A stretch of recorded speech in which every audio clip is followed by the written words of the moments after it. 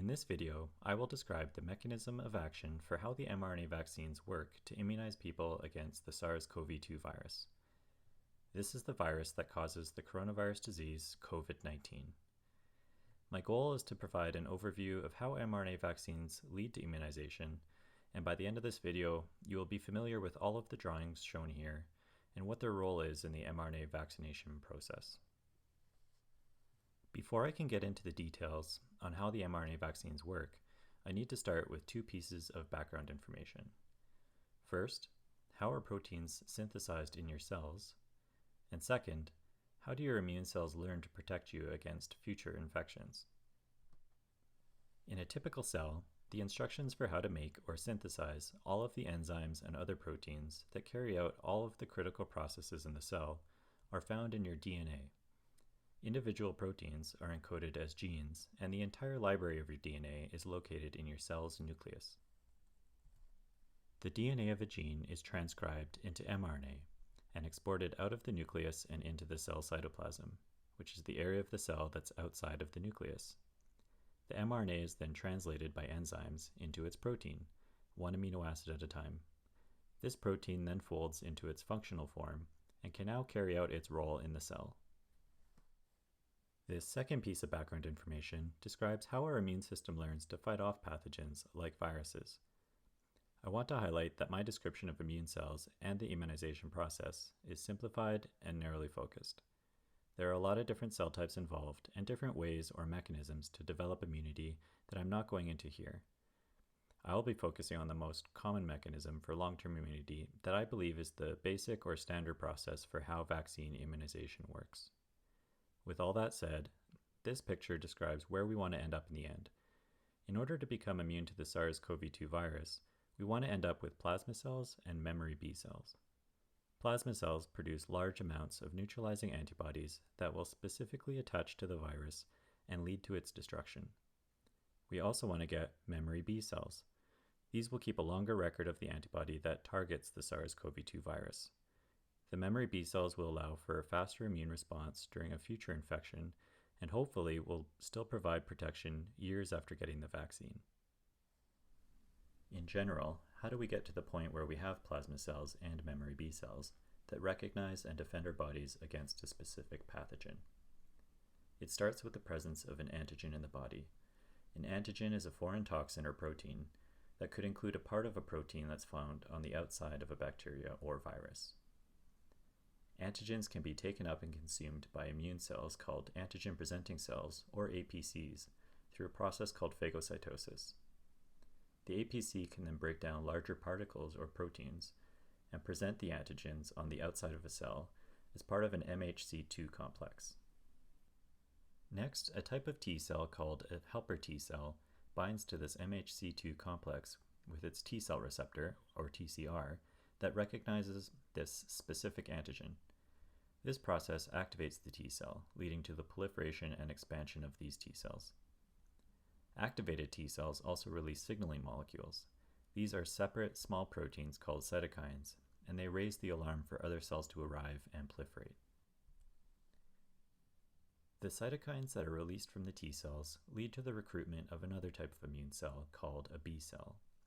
The B cell becomes fully activated and stimulated once it binds to this T cell. This is a very selective process, so for example, a T cell or a B cell that binds to the spike protein on the outside of the SARS-CoV-2 virus will not bind to proteins on the outside of the influenza virus or some other random bacteria.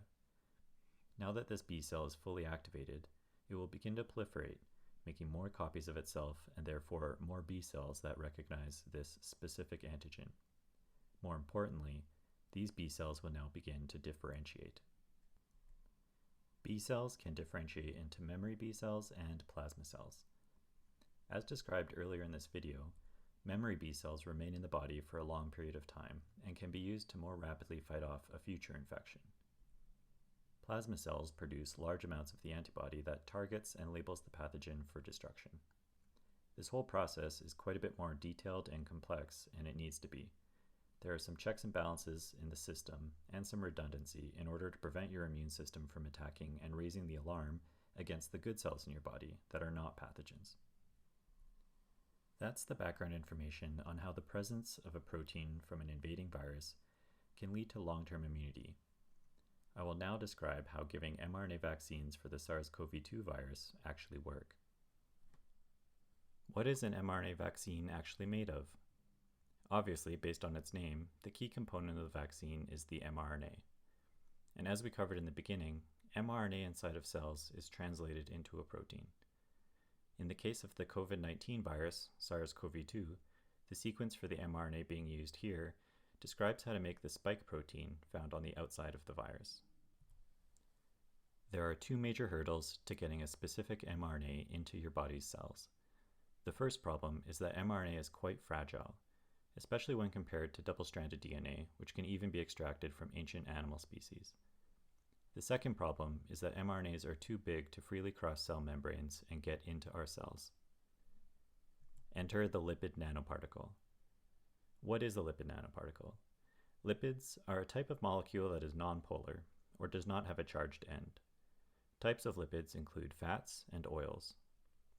Water is polar, so think about putting a drop of oil into a bowl of water. They are not the same and don't mix. Although the term nanoparticle may sound scientific or even a bit ominous, it basically just means a very small particle and is literally just measured in nanometers. These lipid nanoparticles solve both of the problems with mRNA. Lipid nanoparticles keep the mRNA from being destroyed in our body, and they help the mRNA get into our cells. These are not simple tasks to accomplish, and all of the mRNA vaccines being used are only possible because researchers in the field of nanomedicine have been working on lipid nanoparticles for many years. Typically, lipid nanoparticles are made up of multiple types of lipids with different beneficial properties, cholesterol molecules, which are also in our cellular membranes, and polyethylene glycol, or PEG, which some of you may have heard because it's commonly taken by people who are a bit constipated in order to help move things along. Because of the different components and properties of the lipid nanoparticles, they can be injected into our body and the mRNA will not be destroyed by the environments outside or inside of our cells.